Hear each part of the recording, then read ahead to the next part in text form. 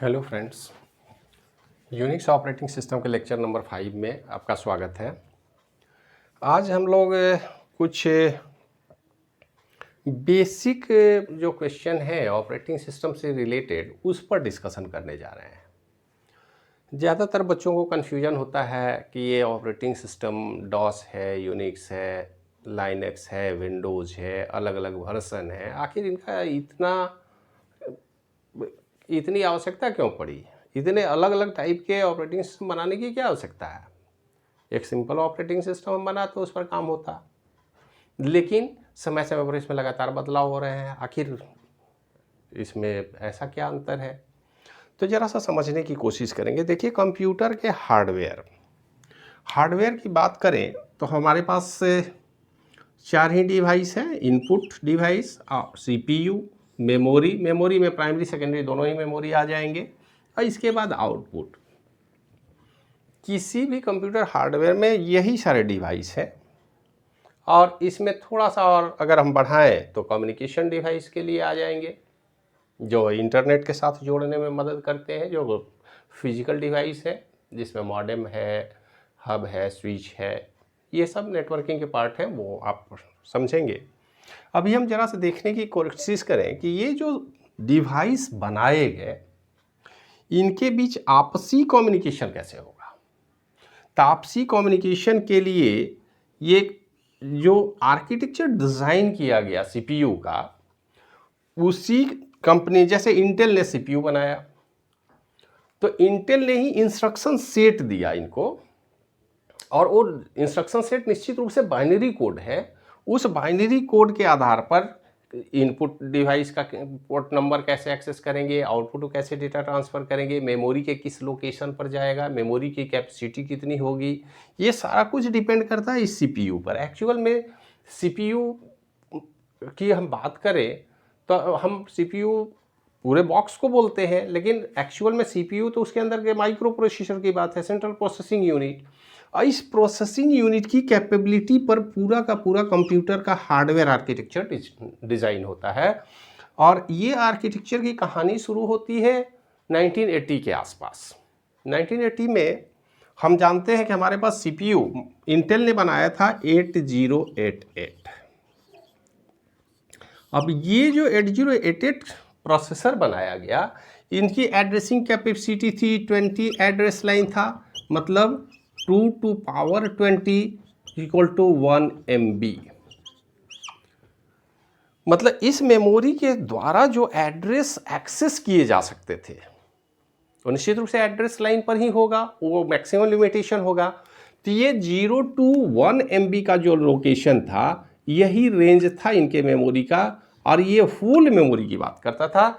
इसमें चाहे IO device के लिए आप एक्सेस कर लें या रैम मेमोरी को एक्सेस कर लें, लेकिन ये डिज़ाइन हो गया। लेकिन ये जब डिज़ाइन हुआ उस समय हम मेमोरी लगाए, लेकिन जब ये हमने डिज़ाइन कर लिया, इसके लिए बायोस रोम, इसको कोडिंग के लिए, जिसको हम निमोनिक कोडिंग या असेंबली लैंग्वेज में बोलते हैं इंस्ट्रक्शन सेट, तो इंस्ट्रक्शन सेट इस सीपीयू का इस बायोस के साथ अटैच कर दिया गया। और जो मदरबोर्ड पर, कोई भी मदरबोर्ड आप लें, किसी भी कंपनी का ले, इससे कोई फ़र्क नहीं पड़ता है, जो भी आपका सीपीयू उस मदरबोर्ड के द्वारा सपोर्ट किया जाएगा, उस सीपीयू पर बेस्ड ही बायोस रोम, ये रोम मेमोरी है, फिजिकल मेमोरी है, लेकिन इसमें वो सारे प्रोग्राम इंस्ट्रक्शन सेट डाले गए हैं जो निमोनिक कोड के को एक्सेस करने में मदद करेंगे। तो बायोस रोम तो उसके साथ हो गया, कंप्लीट मदरबोर्ड की बात हमने कर ली। अब सवाल है कि इस मदरबोर्ड पर जो बाइनरी कोड में काम हो रहा, ये यूजर कैसे अंडरस्टैंड करेगा? तो यूजर तो नहीं कर सकता है। तो यूजर ने सबसे पहले बनाया इस पूरे सिस्टम के ऊपर एक वर्चुअल सॉफ्टवेयर, जिसको बोलते हैं हम ऑपरेटिंग सिस्टम। और ये ऑपरेटिंग सिस्टम इनिशियल में जो बने था वो 16 बिट का है। आप सुने होंगे कि ऑपरेटिंग से 16 बिट है, 32 बिट है, 64 बिट है। एप्लीकेशन भी जितने बनाए जा रहे हैं उस पर भी डेटा बिट का जिक्र होता है। तो हमारा जो इनिशियल डॉस ऑपरेटिंग सिस्टम था वो 16 बिट का था। 16 बिट का मतलब क्या हुआ कि अगर आप देखें तो ये मैक्सिमम एड्रेस कितना कर सकता था? 64K 02, मतलब हमारा ऑपरेटिंग सिस्टम उस सीपीयू के जितने भी एड्रेसिंग कैपेबिलिटी थी उतने तक एक्सेस नहीं कर सकता था। मान लेते हैं ये हमारा रैम है, रैम रोम आईओ डिवाइस सबकी बात हम कर लें तो ये 0 to 1 MB तक एक्सेस कर सकता था। लेकिन हमारे डॉस के साथ समस्या ये थी कि ये मैक्सिमम 64 का, आप देख लीजिए इस तरह से बहुत सारे ब्लॉक बन सकते हैं। अब आप सोचिए कि हमारा ऑपरेटिंग सिस्टम तो सिर्फ 64K का डिज़ाइन हुआ था, जो प्रोग्राम थे उसमें पुराने जितने भी सॉफ्टवेयर भी हैं वो 16 बिट के हैं, चाहे टर्बो सी की बात करें या फिर आप D base, basic, word star वगैरह प्रोग्राम आता था, सारे 16 बिट में बनाए जाते थे। और ये ऑपरेटिंग सिस्टम ही यूजर को सर्विस देता था। हम ये मान के चलते थे कि हमारा यूजर ऑपरेटिंग सिस्टम से कम्युनिकेट करेगा, ऑपरेटिंग सिस्टम फिर बायोस और सीपीयू के द्वारा इंटरैक्ट करके हमें सर्विस देगा। ये बेसिक कॉन्सेप्ट था इनिशियल फेज में। लेकिन यहाँ पर आप गौर से देखें कि हमारी जो हार्डवेयर कैपेबिलिटी सीपीयू का है इतना तो हम इस्तेमाल ही नहीं कर रहे हैं, हम तो सिर्फ इसकी बात कर रहे हैं ऑपरेटिंग सिस्टम में। तो ऐसी स्थिति में हम लोग क्या करते थे, हमने मेमोरी पूरा लगाया ही नहीं, 64 KB से ही काम कर लिया, क्योंकि हमारा ऑपरेटिंग सिस्टम तो इतना ही यूज करता था। तो फिजिकल मेमोरी का साइज हमने रिड्यूस कर दिया और जितने प्रोग्राम बनाए गए 64K पर बनाए गए उनका हम इस्तेमाल करते रहे।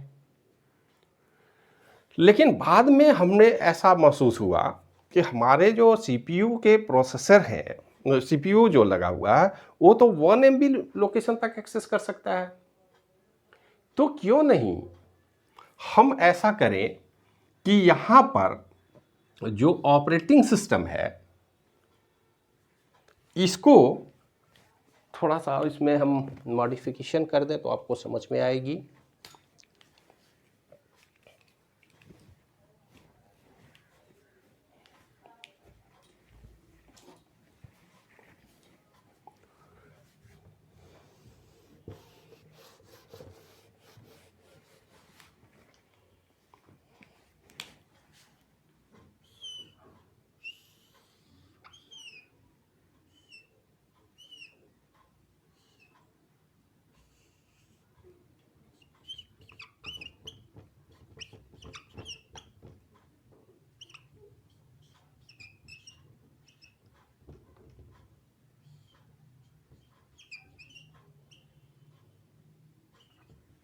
अब देखिए हमने क्या किया कि यहाँ पर हमने ऑपरेटिंग सिस्टम का जो 64 बिट का कोड था उसको, हम जानते हैं कि हमारा प्रोसेसर तो 1 MB तक एक्सेस कर सकता है, तो 64K, 64K, 64K, 64K and so on इस तरह से डिवाइड कर दिया।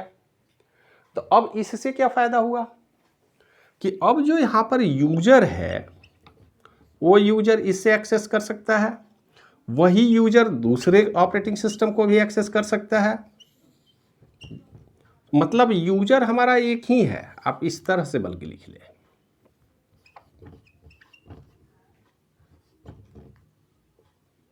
तो इस यूजर को यहां पर जो अलग अलग हमने लॉजिकल ब्लॉक दे दिया, इस लॉजिकल ब्लॉक में अलग अलग प्रोग्राम रन कर जाएंगे। और हमारा जो ऑपरेटिंग सिस्टम है, इस ऑपरेटिंग सिस्टम में थोड़ा सा मॉडिफिकेशन हमने किया, यहां पर कॉन्टेक्स्ट स्विचिंग का कॉन्सेप्ट,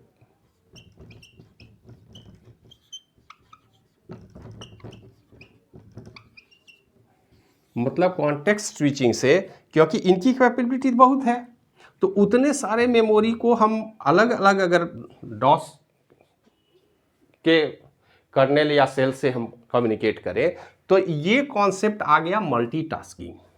यहाँ पर आप देख लीजिए, ये टास्क 1 को परफॉर्म करेगा, ये टास्क 2 को करेगा, ये टास्क 3 करेगा, ये टास्क 4 करेगा।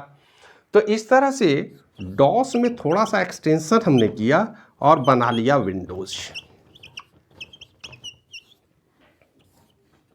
तो विंडोज बन जाने के बाद क्या फ़ायदा हुआ हमको कि हम अलग अलग एप्लीकेशन एक ही हार्डवेयर पर, एक ही बायोसिस्टम पर रन करने पाने में सक्षम थे। और इस तरह से हम रन कर पाने में सक्षम थे कि ये डॉस जो ऑपरेटिंग सिस्टम पहले हुआ करता था वो अब एक तरह से एप्लीकेशन के सपोर्ट के रूप में आ गया। इसलिए विंडोज़ में मल्टीपल डॉस आप रन कर सकते हैं। तो डॉस में एक प्रोग्राम जो रन करते थे, विंडोज में हम मल्टीपल डॉस के सहयोग से मल्टीपल प्रोग्राम को रन कर सकते हैं। अंतर यही होगा कि यहाँ पर हमको कॉन्टेक्स्ट स्विचिंग की बात होगी, क्योंकि सीपीयू तो एक ही है, सीपीयू तो अलग अलग है नहीं। तो सीपीयू एक ही है, तो अलग अलग प्रोग्राम को जब वो रन करने की स्थिति में आ गया तो हमने इसको मल्टीटास्किंग या मल्टी प्रोग्रामिंग का कॉन्सेप्ट लॉन्च किया और डॉस को अपग्रेड करके विंडोज बनाया। तो विंडोज में सिर्फ ऐसा नहीं है कि हमने मल्टीटास्किंग का, और भी बहुत सारे कॉन्सेप्ट लगातार डेवलपमेंट हो रहा है। हमारे सीपीयू के लेवल पर डेवलपमेंट हो रहा है, हमारे ऑपरेटिंग सिस्टम के लेवल पर डेवलपमेंट हो रहा है, एप्लीकेशन के लेवल पर भी डेवलपमेंट हो रहा है। तो ऐसी स्थिति में हमने क्या किया कि डॉस को विंडोज़ बनाया और वो डॉस के छोटे छोटे एप्लीकेशन को रन करना शुरू कर दिए। कुछ हद तक हमारा इफिशियंसी बढ़ गया, हार्डवेयर वही है, उसकी इफिशियंसी को बढ़ाने के लिए हमने मल्टीटास्किंग का कॉन्सेप्ट लिया। अब मल्टीपल टास्क आसानी से रन कर रहा है, किसी को किसी से कोई दिक्कत नहीं है। इनकी कैपेबिलिटी जितना है उतना हम फुल कैपेबिलिटी दिए हैं, इसलिए डॉस के एप्लीकेशन को रन करने में कोई समस्या नहीं है। वो पूरा भी देते तो उतना ही इस्तेमाल करते थे, तो उतना उतना हमने अलग अलग डिवाइड कर दिया प्रोग्राम के लिए। लेकिन धीरे धीरे डेवलपमेंट और होता गया। अब देखिए हमने क्या किया कि ये जो मल्टीपल डॉस का कॉन्सेप्ट था, इसको हमने हटाया और यहीं पर हमने एक नए ऑपरेटिंग सिस्टम को लॉन्च किया, और ये ऑपरेटिंग सिस्टम था यूनिक्स। ये साल 1970-71 की बात है। एक्चुअल में 71 में तो सीपीयू बना भी नहीं था, उस समय हम लोग इंटीग्रेटेड सर्किट पर कंप्यूटर डिज़ाइन करते, थर्ड जनरेशन की बात है। लेकिन अब हमने यूनिक्स ऑपरेटिंग सिस्टम का कॉन्सेप्ट लाया। यूनिक्स ऑपरेटिंग सिस्टम के पास कैपेबिलिटी क्या हुई कि जब मल्टीपल प्रोग्राम हम रन कर सकते हैं तो क्यों ना हम मल्टीपल यूजर क्रिएट कर दें। तो मल्टीपल यूजर क्रिएट करने में क्या हुआ कि यहां पर जो भी ऑपरेटिंग सिस्टम का कॉन्सेप्ट है, ये तो कर्नेल और सेल पर डिपेंड करता है। तो हमने क्या किया कि इस ऑपरेटिंग सिस्टम में यहां पर इस तरह से आप देख लें, डिफरेंट सेल बनाया।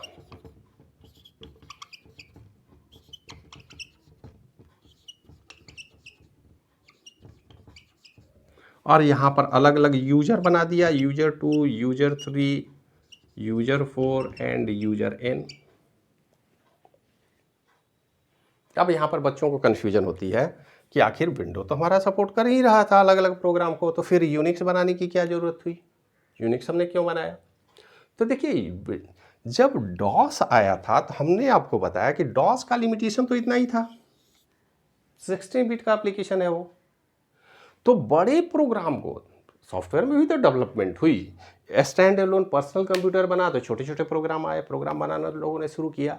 लेकिन धीरे धीरे जब कंप्यूटर की एक्सेप्टेबिलिटी बढ़ती गई तो बड़े बड़े ऑर्गेनाइजेशन, बैंकिंग सिस्टम,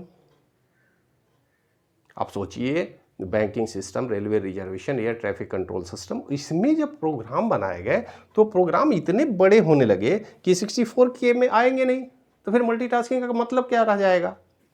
तो हमें एक ऐसे प्रोग्राम की ज़रूरत हुई जो 1 MB, हम क्या कहें, हम ये मान के चलेंगे कि 10 MB इतना बड़ा एप्लीकेशन रन करना है। अब सवाल है कि यहाँ पर तो डॉस फेल हो जाएगा, डॉस तो छोटे छोटे एप्लीकेशन के लिए बनाए गए थे। तो हमने क्या किया कि ऑपरेटिंग सिस्टम इतना बड़ा बनाया कि 10 MB, 100 MB हो, 1000 MB, 1 GB का भी फाइल हो, कोई दिक्कत नहीं है, कितना हो बड़ा एप्लीकेशन आप ले लाइए, यहां पर यूनिक्स सपोर्ट करने के लिए तैयार है। तो यूनिक्स में हमने क्या किया, जैसे 32 बिट हमने बना दिया इसको, 32 बिट का ऑपरेटिंग सिस्टम आया तो 16 बिट की बात करें, 2 पावर 16, और 32 भी हो गया तो 2 टू पावर 32। इन ये 4 GB के स्पेस को मैनेज कर सकता है डिफरेंटली, और भी आगे हम बढ़ाएंगे इसको। लेकिन अगर 4 GB का प्रोग्राम हो तो उसको भी तो रन कर पाएंगे यूनिक्स में। डॉस में तो ये काम हम कर नहीं सकते थे। डॉस का लिमिटेशन जितना है उतना ही बड़ा प्रोग्राम वो हैंडल कर सकता था। तो हमको बड़े प्रोग्राम को हैंडल करने के लिए एक पावरफुल ऑपरेटिंग सिस्टम की ज़रूरत हुई। आज जब ऑपरेटिंग सिस्टम हमने बड़ा लगा दिया तो क्या हर यूजर को उसकी ज़रूरत है। अब यहाँ पर कॉन्सेप्ट आया multi user, single tasking, multitasking. मान लेते हैं ये सारे यूजर एक ही काम अगर करें, जैसे रेलवे रिजर्वेशन की बात आप सोच लें, जितने भी टर्मिनल है सबका तो एक ही काम है, रिजर्वेशन करना। यूजर आता है, वो सोर्स और डेस्टिनेशन स्टेशन बताता है, रिजर्वेशन हम वेरीफाई करते हैं, सीट अवेलेबिलिटी है तो उसको बोलते हैं भाई पैसा दीजिए, रिजर्वेशन लीजिए। तो यहाँ पर जो फाइल है, ऑपरेटिंग सिस्टम हमारा बहुत बड़ा होना चाहिए। तो इस बड़े ऑपरेटिंग सिस्टम का कॉन्सेप्ट लेके आया यूनिक्स। अब यूनिक्स इतना बड़ा पावरफुल सिस्टम हुआ, ऐसा नहीं है कि यूनिक्स का फीचर विंडोज में, विंडोज भी मल्टी नेटवर्किंग के कॉन्सेप्ट पर आया। नेटवर्क एस्टेब्लिशमेंट के लिए विंडोज 2000, विंडोज NT, ये सब ऑपरेटिंग सिस्टम बनाए गए। लेकिन ये उस समय की बात है जब विंडोज नहीं आया था। 71 में विंडोज की बात नहीं थी, विंडोज बहुत बाद में आया। तो यहां पर हम उससे पहले ही मल्टी यूजर का कॉन्सेप्ट लेके आए, और इसमें लिमिटेशन हमारा ऑपरेटिंग सिस्टम बहुत बड़ा हो गया। तो ऑपरेटिंग सिस्टम बड़ा हो गया तो स्वाभाविक है कि ऑपरेटिंग सिस्टम CPU के साथ मैच करेगा। हाँ, एक बात ध्यान रखने की ज़रूरत है कि ऑपरेटिंग सिस्टम अगर 32 बीट का है तो यहाँ पर जो हमारा CPU 8088 है वो तो सपोर्ट नहीं करेगा। इसके लिए मिनिमम हमको 386 32 बिट CPU था, तो उसकी ज़रूरत पड़ेगी, क्योंकि दोनों में मैचिंग तो होनी चाहिए। ऐसा नहीं कि अगर ऑपरेटिंग सिस्टम 32 बीट का है, हमारा CPU ही 20 बीट का 8088 है, तो उस पर तो लोड ही नहीं हो सकता और सपोर्ट भी नहीं करेगा, क्योंकि उसका लिमिटेशन कम है। ऑपरेटिंग सिस्टम ज़्यादा एक्सेस कर सकता है, तो उतना तो अवेलेबल CPU करा ही नहीं सकता। तो निश्चित रूप से ये तो हार्डवेयर पर डिपेंडेंट होगा, लेकिन हार्डवेयर की डिपेंडेंसी के अनुरूप अगर हम ऑपरेटिंग सिस्टम डेवलप कर लें तो हम सिस्टम के इफ़िशियंसी को बढ़ा सकते हैं, उसकी कैपेबिलिटी को बढ़ा सकते हैं, और वही कैपेबिलिटी बढ़ाने में हमने बनाया यूनिक्स। अब ये बात आप जानते हैं कि यूनिक्स जब बनाया गया तो इंटरप्राइज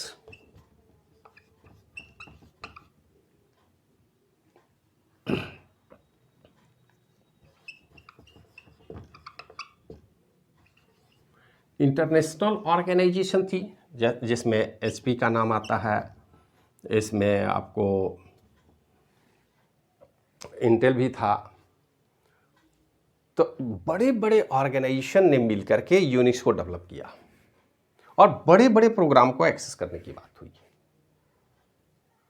इनके कर्नेल भी बनाए गए, इनके सेल भी बनाए गए, मल्टीपल यूजर भी थे। यूजर सिंगल टास्क भी कर सकता था, यूजर चाहे तो मल्टीपल टास्क भी एक्सेस कर सकता है। ये कॉन्सेप्ट हमने यूनिक्स में दिया। लेकिन यूनिक्स जब मार्केट में आया तो बहुत सारे लोगों के मन में उस टाइम में ये बात हुई, क्योंकि इनका कॉस्ट ज़्यादा था। ये इंटरप्राइज के द्वारा बनाए गए थे, स्वाभाविक है कि उनको आप वो सेल करते थे, उनको आप परचेज करना पड़ता था उनको इनकी सर्विस लेने के लिए।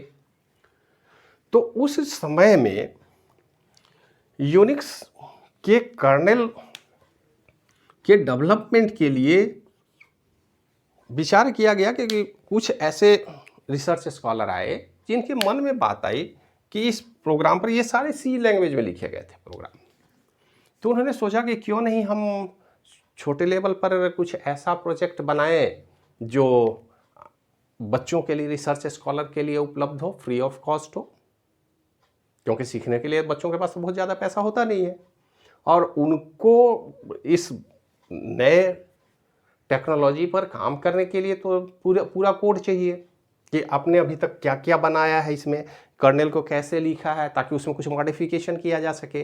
तो इन कंपनियों ने मना कर दिया, वो तो देते नहीं, बोले कि आप परचेज कीजिएगा तो हम कोड नहीं देंगे, हमने कैसे बनाया है वो आज भी बहुत सारी कंपनी की पॉलिसी होती है कि भाई इंटरनल डिटेल हम नहीं देंगे, आपको सर्विस चाहिए तो आप हमसे लीजिए, हमसे ऑपरेटिंग सिस्टम खरीदिए और उस पर आप काम कीजिए। तो रिसर्चर को तो ऑपरेटिंग सिस्टम पर काम करने की ज़रूरत थी नहीं, वो तो ऑपरेटिंग सिस्टम को ठीक से समझना चाहते थे, कुछ डेवलप करना चाहते थे। तो ऐसी स्थिति में इसी के साथ एक नया कॉन्सेप्ट आया और वो कॉन्सेप्ट आया लाइनक्स। लाइनक्स भी ऑपरेटिंग सिस्टम है और ये ऑपरेटिंग सिस्टम यूनिक्स के सारे फीचर को लेके आया, लेकिन ये जो बड़ा सा ऑपरेटिंग सिस्टम था जिससे हम सर्वर डिजाइन कर सकते थे, इन्होंने सर्वर के कॉन्टेक्स्ट को छोड़ा और ये छोटे लेवल पर उनका लाइनक्स की कोडिंग करने लगे। आप कोडिंग करके ओपन सोर्स में फ्री ऑफ कॉस्ट उपलब्ध करा दिया बच्चों के लिए कि भाई आप इसको सीखिए। एक वर्क ग्रुप बन गया और ग्रुप में आपको सी कोऑपरेशन के आधार पर लाइनक्स डेवलप किया गया जो ऑपरेटिंग सिस्टम के हार्डवेयर से डायरेक्ट इंटरेक्ट कर सकता था, इसी तरह से काम करता था। अंतर ये था कि ये जो कंपनियां बड़ी बड़ी अपना काम करती थी, ये तो स्पेसिफिक किसी ऑर्गेनाइजेशन के लिए डेवलप करती थी, बड़े बड़े ऑर्गेनाइजेशन और सर्वर को मैनेज करने के लिए करती थी। लेकिन लाइनक्स ऑपरेटिंग सिस्टम बनाने के समय ही रिसर्च स्कॉलर का ये मानना था कि हम ऐसा ऑपरेटिंग सिस्टम बनाएंगे जो स्टैंड एलोन पीसी पर भी काम करे। तो आप देखेंगे कि हमारा जो लाइनक्स ऑपरेटिंग सिस्टम है, अब तो स्थिति है कि डुअल बूट के कॉन्टेक्स्ट में आ रहा है। एक ही सिस्टम में आप लाइनक्स और विंडोज दोनों इंस्टॉल कर सकते हैं, लेकिन यूनिक्स के साथ ऐसी बात नहीं है। यूनिक्स बहुत बड़े लेवल पर इंस्टॉलेशन की बात है, तो आपको परचेज करना होगा, उसको इंस्टॉल करना होगा, वो किसी दूसरे ऑपरेटिंग सिस्टम को सपोर्ट नहीं करेगा। वो इफ़िशियंट है, काफ़ी इफ़िशियंट है और बड़े लेवल पर काम अभी भी जो ऑर्गेनाइजेशन का काम होता है वो यूनिक्स से ही कंट्रोल किया जाता है। सर्वर जितने भी हैं वो यूनिक्स से कंट्रोल किए जा रहे हैं। लेकिन हमें एक ऑपरेटिंग सिस्टम को छोटे लेवल पर जिसके कर्नेल को लिखा जा सके और ओपन सोर्स में लिखने से ये फ़ायदा हुआ कि जितने भी रिसर्चर हैं वो इसमें अपना कंट्रीब्यूशन कर सकते हैं, इसको थोड़ा मॉडिफाई कर सकते हैं। अगर इसमें कुछ प्रॉब्लम है तो उसको ओपन सोर्स में आप डाल दीजिए। एक प्लेटफॉर्म बनाया गया और इस प्लेटफॉर्म को फ्री टू ऑल कर दिया गया। मतलब इसको जब भी लेना है तो आपको कंपनी का लाइसेंस लेना होगा, उसके लिए पेड करना होगा और कंपनी इनके लिए अपना कॉल सेंटर बनाई है, अपना ऑफिस बनाई है, उसका मैनेजमेंट के लिए, सपोर्ट के लिए, तो वो सब कुछ है। लेकिन लाइनक्स के साथ ऐसा कुछ नहीं है। आप इंटरनेट से जाइए, ओपन सोर्स से लाइनक्स को डाउनलोड कर लीजिए। अब होता क्या था, चूँकि ओपन सोर्स है, कोई कंपनी तो इसको सपोर्ट करती नहीं है, लोगों ने बना दिया, कंट्रीब्यूशन के आधार पर आ गया, फ्री ऑफ कॉस्ट आप ले सकते हैं। तो इसमें कुछ प्रॉब्लम आने लगी। जब प्रॉब्लम आई तो कोई उसको अटेंड करने वाला नहीं था। तो कुछ कंपनियां लाइनक्स में ही, जैसे एक लाइनक्स के फ्लेवर में आया रेड हैट, नाम सुना होगा आपने। तो रेड हैट ने लाइनक्स का सपोर्ट प्रोवाइड करने की कोशिश की। ठीक है, ये तो फ्री है, लेकिन आपको जो सर्विस चाहिए, अगर कुछ प्रॉब्लम है तो कुछ जीनियस लोगों का ग्रुप उन्होंने बनाया, एक कंपनी एस्टेब्लिश किया, बोला कि ठीक है कोड का तो हम पैसा नहीं लेंगे, लेकिन अगर आपको इसका पैच चाहिए, कुछ प्रॉब्लम है, कुछ ड्राइवर सपोर्ट नहीं कर रहा है, तो उस ड्राइवर को हम सपोर्ट देंगे आपको, आप हमसे कांटेक्ट कीजिए अगर लाइनक्स में काम कर रहे हैं तो ऐसी स्थिति में रेड हैट ने कुछ चार्ज फिक्स किया कि भाई ठीक है, हमारी कंपनी अगर चल रही है, आपको सपोर्ट दे रही है, तो आप कुछ चार्ज लें। लेकिन ये मिनिमम चार्ज होता था, कंट्रीब्यूशन के आधार पर चलता था, और ये इनका एक मिनिमम चार्ज पर इस ऑपरेटिंग सिस्टम को आप फ्रीली उपलब्ध यूज कर सकते हैं, इसमें कोई लाइसेंस की बात नहीं है। तो ऐसी स्थिति में आप इस ऑपरेटिंग सिस्टम को डाउनलोड कर लीजिए, अपने सिस्टम में इस्तेमाल कीजिए, अपने दोस्तों को दीजिए, किसी को भी दीजिए, कोई फ़र्क नहीं पड़ता है, आसानी से फ्रीली उपलब्ध होगा। दूसरी बात है कि रेड हैट एक मिनिमम चार्ज से सपोर्ट प्राइस हो लेते हैं, लेकिन इसमें भी बहुत सारे ऐसे ग्रुप आ गए जिन्होंने कहा कि सपोर्ट प्राइस भी नहीं देना, हम लोग सोशल रिस्पॉन्सिबिलिटी के आधार पर इसको डेवलप करेंगे। लाइनक्स में अगर कोई प्रॉब्लम होगा तो एक ओपन फोरम उन्होंने बना दिया, बोला कि इस फोरम पर आप प्रॉब्लम डाल दीजिए और उसमें से जितने भी वॉलंटियर हैं उन लोग में जिनके पास उसका प्रॉब्लम का सॉल्यूशन है वो सॉल्यूशन आपको देंगे, अपडेट करेंगे। इस ऑपरेटिंग सिस्टम को फ्रीली आप अपलोड कर सकते हैं, अपडेट कर सकते हैं। इसका मतलब है कि जो कुछ है वो ओपन सोर्स में है, फ्री है, और अगर आप उसमें कुछ कंट्रीब्यूशन करना चाहते हैं, कोड में डेवलपमेंट करना चाहते हैं या सजेशन देना चाहते हैं, आप सजेशन दीजिए, उसके आधार पर उसमें और मॉडिफिकेशन किया जाएगा। तो यूनिक्स के बहुत सारे फ्लेवर आ गए। सबसे ज़्यादा पॉपुलर फ्लेवर तो अभी यूबंटू है, फेडोरा है, तो इस तरह के हैं। तो कुछ ऐसे भी यूनिक्स के वर्जन आए जो पेड तो हम नहीं कहेंगे, लेकिन सर्विस चार्ज जिनमें जुड़ा हुआ है, और कुछ ऐसे हैं जिनमें सर्विस चार्ज की कोई बात नहीं है। ये वॉलंटरी ऑर्गेनाइजेशन के तरफ से आपको फ्री गिफ्ट है। आप आसानी से इसके साइट में जाइए, डाउनलोड कीजिए, इंस्टॉल कीजिए। चूँकि लाइनक्स जब बनाई गई तो इतने बड़े पैमाने पर यूनिक्स के लेवल पर काम हुआ नहीं होता, सर्वर बनाने के लिए नहीं है वो। स्टैंड अलोन पीसी में विंडो के साथ साथ आप इसको इस्तेमाल कर सकते हैं। अब जब ये ऑपरेटिंग सिस्टम यूज किया जाने के लगा फ्री ऑफ कॉस्ट, तो बहुत सारे लोगों के मन में आई कि फ्री ऑफ कॉस्ट सिर्फ ऑपरेटिंग सिस्टम क्यों, बहुत सारे एप्लीकेशन भी डाले जाए। जैसे माइक्रोसॉफ्ट ऑफिस दुनिया का सबसे पावरफुल ऑफिस एप्लीकेशन सॉफ्टवेयर है, तो इसके ऑल्टरनेटिव पर लाइनक्स ग्रुप ने ही, अलग अलग ग्रुप ने open source Libre office, open office वगैरह भी इंटरनेट पर उपलब्ध करा दिया। ये अलग बात है, क्योंकि इनका सर्विस सपोर्ट नहीं है, इसमें आपको कोई हेल्प नहीं मिलेगा। हाँ, ऐसा नहीं है कि हेल्प नहीं है, आप अपने प्रॉब्लम को इनके फोरम पर डालिए, उसका सॉल्यूशन मिलेगा, लेकिन बाइंडेड कोई आपके सर्विस के लिए तो नहीं रहेगा, क्योंकि कंपनी इंटरप्राइज कंपनी है नहीं। फिर भी इन्होंने इस तरह का सपोर्ट प्रोवाइड किया है। आज के डेट में ये लाइनक्स जो है एक्चुअल में आप अगर देखें कॉम्परेटिव वर्जन में, तो यूनिक्स डॉस के कॉन्सेप्ट पर काम करता है। यहाँ आज भी कमांड लाइन इंटरफेस की बात होती है। Window graphical GUI command line interface, और ये है GUI। तो GUI आने के बाद कंप्यूटर का यूज या पॉपुलैरिटी बढ़ गया।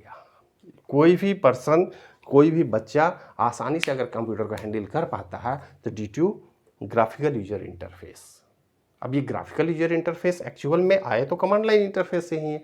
कमांड की ग्रुपिंग कर दी गई, एक साथ लिस्टिंग कर दी गई, माउस का पॉइंटिंग डिवाइस आ गया कि पॉइंट कर दीजिए, आपका काम हो जाएगा, आपको लिखने की ज़रूरत नहीं पड़ेगी। तो धीरे धीरे इस सिस्टम में पूरी तरह से डेवलपमेंट हुआ, और ग्राफिकल यूजर इंटरफेस के साथ लाइनक्स GUI के साथ जन्म ही लिया, जबकि ये तो कमांड लाइन इंटरफेस पर काम करता था। लेकिन आज की डेट में आप ये बात ध्यान में रखेंगे कि जो भी GUI एप्लीकेशन इंटरफेस है, उसमें इसके साथ साथ कमांड लाइन इंटरफेस तो है ही।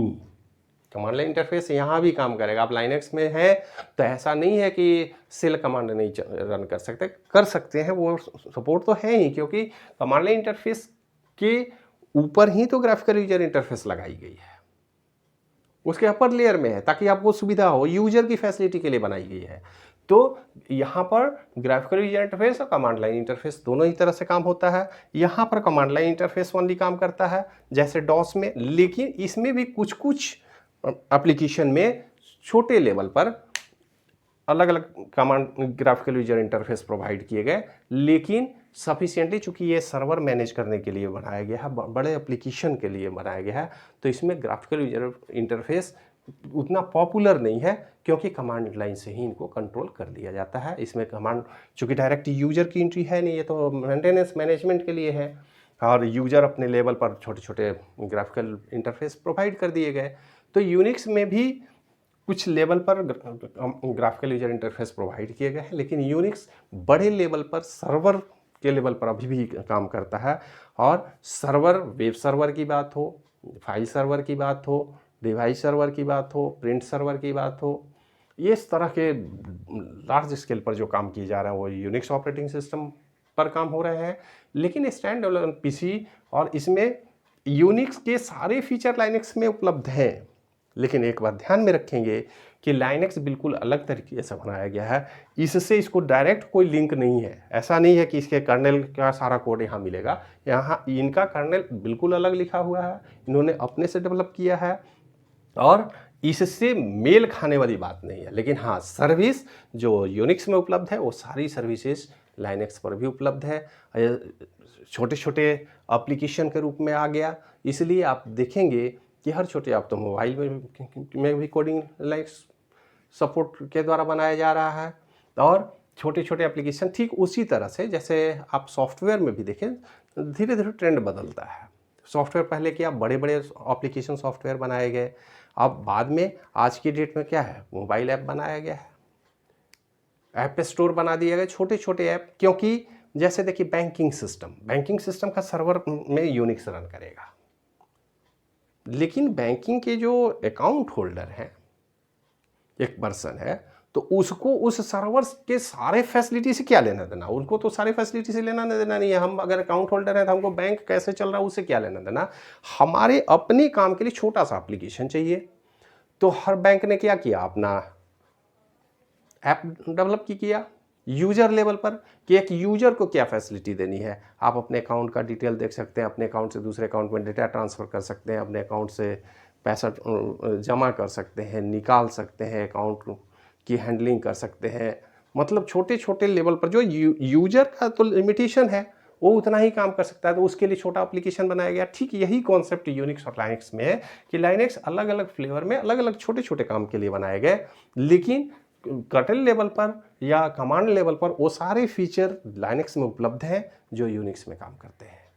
इसलिए जब कमांड पढ़ने की बात होगी तो चाहे यूनिक्स में आप पढ़ें, लाइनक्स में पढ़ें, 99% कमांड एक जैसे ही होते हैं। तो ऐसा कुछ नहीं है कि अगर हम लाइनक्स में पढ़ रहे हैं, कमांड को याद कर रहे हैं, तो यूनिक्स में वो काम करेगा कि नहीं करेगा। वो बिल्कुल काम करेगा, उसी तरह से काम करेगा, इसलिए आपको कंफ्यूज होने की ज़रूरत नहीं है। अब हम आशा रखते हैं कि अलग अलग एप्लीकेशन, चूँकि डेवलपमेंट की अगर हम बात करें तो हार्डवेयर लेवल पर भी डेवलपमेंट हुआ। हम आज कोर टेक्नोलॉजी पर आ गए हैं, i3, i5, i7 की बात कर रहे हैं, क्वाड कोर की बात करते हैं, ऑक्टा कोर की बात प्रोसेसर में करते हैं। जबकि पहला प्रोसेसर 8088 था जिसमें बिल्कुल लिमिटेड 1 MB एक्सेसिंग कैपेबिलिटी ही थी। आज हमारे प्रोसेसर का वर्ड लेंथ बहुत बड़ा हो गया है, 64 और 128 बिट हो गया है। साथ में हमारा एक्सेसिंग कैपेबिलिटी 32 बिट से बढ़कर के 48 बिट तक हम ले गए हैं। आप सोच सकते हैं 2 पावर 48 हम करेंगे तो कितना स्पेस को डायरेक्ट एक्सेस कर सकता है। उस लेवल पर यूनिक्स कितना पावरफुल सिस्टम है, कितने यूजर को हैंडल कर सकता है। तो आज के डेट में कॉन्सेप्ट जो है, हर ऑपरेटिंग सिस्टम में आप दो बात ध्यान में रखेंगे कि सबसे पहले हर हार्डवेयर के ऊपर ऑपरेटिंग सिस्टम होगा। वो ऑपरेटिंग सिस्टम डॉस है, विंडोज़ है, यूनिक्स है, लाइनक्स है, एंड्रॉयड है, इससे कोई फ़र्क नहीं पड़ता। ये ऑपरेटिंग सिस्टम भी किसी न किसी पर्टिकुलर लैंग्वेज में लिखे गए हैं, चाहे सी में हो, जावा में हो, लिखे जाते हैं और उनका हम इस्तेमाल करते हैं। इसके बाद इसमें जो कर्नेल और सेल का कॉन्सेप्ट है, ये सिर्फ डिपेंड करता है यूजर और task. Single user single tasking DOS, single user multitasking Windows, multi user single tasking Unix, multi user multitasking Unix और लाइनक्स। तो ये बेसिक कॉन्सेप्ट है और इसी आधार पर ये बांटे गए हैं। अदरवाइज ऑपरेटिंग सिस्टम वो सिस्टम सॉफ्टवेयर है जो पूरे हार्डवेयर के रिसोर्स को उसकी कैपेबिलिटी के आधार पर मैक्सिमम थ्रूपुट देने के लिए बनाया गया है। ऐसा नहीं हो कि हमारे सीपीयू की कैपेबिलिटी बहुत अधिक है मेमोरी को, हम उसका इस्तेमाल ही नहीं कर पाए, क्योंकि हमें ये पता है कि यूजर की एक्टिविटी बिल्कुल स्लो होगी। हमारा सीपीयू मिलियंस ऑफ इंस्ट्रक्शन पर सेकेंड, अब तो ट्रिलियन ऑफ इंस्ट्रक्शन की बात होती है, पर सेकेंड एग्जीक्यूट करता है। यूजर पर मिनट पे काम करता है। तो यूजर अगर 1000 यूजर भी है तो कोई फर्क नहीं पड़ता है, 20,000 50,000 भी यूजर एक साथ काम करें तो हमारे सीपीयू को कोई फर्क नहीं पड़ता, क्योंकि उसकी स्पीड इतनी अधिक है कि वो 50,000 1 लाख यूजर को तो आसानी से हैंडल कर सकता है। तो इसमें चूंकि हमारा हार्डवेयर बहुत पावरफुल है, तो ऑपरेटिंग सिस्टम को भी पावरफुल बनाया गया कि ज़्यादा से ज़्यादा यूजर को सपोर्ट करे, सेंट्रलाइज्ड वर्क हम कर सकें। और आज के डेट में सेंट्रलाइज्ड वर्क के साथ साथ हम डिस्ट्रीब्यूटेड वर्क की बात करते हैं, अलग अलग लेवल पर प्रोसेसिंग हो और फिर उन सबको हम मिला भी लें, या कुछ ऐसे ऑपरेशन हैं जो बिल्कुल सेंट्रलाइज्ड ही सपोर्ट किए जाएंगे, डिस्ट्रीब्यूटेड मोड में काम नहीं कर सकते हैं। जैसे बैंकिंग सिस्टम डिस्ट्रीब्यूटेड मोड में काम कर सकेगा, अलग अलग ब्रांच हैं, अलग अलग तरह के ऑपरेशन होंगे, बाद में सबको हम मिला देंगे। जबकि रेलवे रिजर्वेशन बिल्कुल सेंट्रलाइज्ड होना चाहिए, उसमें किसी तरह का कोई डिफिशियंसी की बात हम नहीं कर सकते हैं, कोई रिस्क नहीं ले सकते हैं। ऑनलाइन एग्जामिनेशन, ऑल इंडिया में अगर एग्ज़ाम लेना है तो एक ही क्वेश्चन पेपर एक ही समय में सारे सिस्टम पर उपलब्ध हो, और जितने भी एग्जाम दे रहे हैं सबको सेम क्वेश्चन मिले। अगर सेट की बात ABCD है तो वो अलग बात है, लेकिन अगर ए सेट का है तो पूरे इंडिया में या वर्ल्ड में जहाँ भी एग्जामिनेशन हो वही क्वेश्चन उपलब्ध हो। ऐसी स्थिति में उतने यूजर होने चाहिए, और उनको सपोर्ट करने के लिए जब हम कंट्रोल करेंगे तो एक ही जगह से करेंगे, एक ही सर्वर से करेंगे। तो ये बेसिक कॉन्सेप्ट है ऑपरेटिंग सिस्टम के डेवलपमेंट का। ये इस बेसिक कॉन्सेप्ट के बाद अब ऑपरेटिंग सिस्टम जब आप समझने की कोशिश करेंगे तो डॉस विंडो के तमाम आपके पास बुक्स हैं, उसको आप समझें और इस कॉन्सेप्ट को ध्यान में रख करके उनको आगे पढ़ने की कोशिश करेंगे। अब नेक्स्ट लेक्चर में हम लोग ध्यान देंगे कि यूनिक्स या लाइनेक्स ऑपरेटिंग सिस्टम में कमांड कौन कौन से हैं। कुछ जो इम्पोर्टेंट कमांड्स हैं उनके विषय में हम यहाँ बताएंगे, बाकी सब आप लोग बुक में देखेंगे, बुक को पढ़ने की कोशिश करेंगे। नहीं समझ में आएगा तो आप हमको मैसेज भेजेंगे, व्हाट्सएप ग्रुप में भेज देंगे, ताकि उनको हम एक्सप्लेन करके आपको समझा सकें। वैसे कुछ जो इम्पोर्टेंट है एग्जामिनेशन पॉइंट ऑफ व्यू से, उसके लिए हम प्रयास करेंगे कि नेक्स्ट लेक्चर में हम उस पर डिस्कशन करें, ताकि ऑपरेटिंग सिस्टम में यूनिक्स लाइनेक्स ऑपरेटिंग सिस्टम हो, डॉस हो, विंडोज हो, आपको किसी तरह का कोई कन्फ्यूजन ना हो, आप आसानी से उसको हैंडल कर सकें। वीडियो देखने के लिए धन्यवाद।